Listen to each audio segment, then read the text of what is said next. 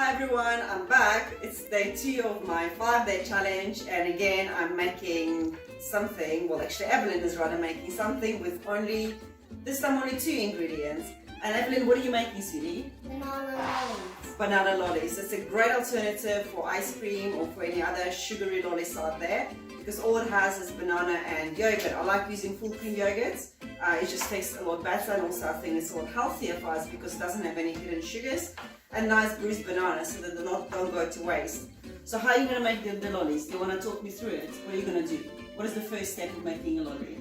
Cutting the bananas. Okay, and then what do you do? And then you put them into a bowl. Yes. And then put 1 scoop of a banana, yogurt. Yogurt, right. And what do you And do? then you mash it, the bananas and the yogurt, and then you get something to put it in.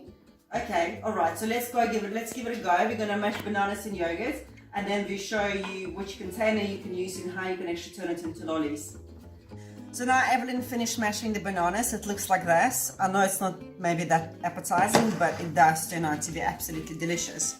So once you finish, you can take any shapes like this, like eye shapes or any lolly shapes, doesn't really matter, and just neatly pop them in. And the trick is not to forget to put a toothpick or something. We actually used to have quite nice sticks that hold the lolly nicely together, but we've run out, so toothpicks work just as well. See, like this.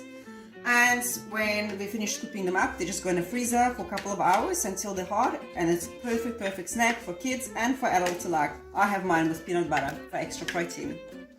So this is what the ice lollies look like at the end, and you can just break them out somehow. Evelyn, you can do that. I think you're more of an expert than me.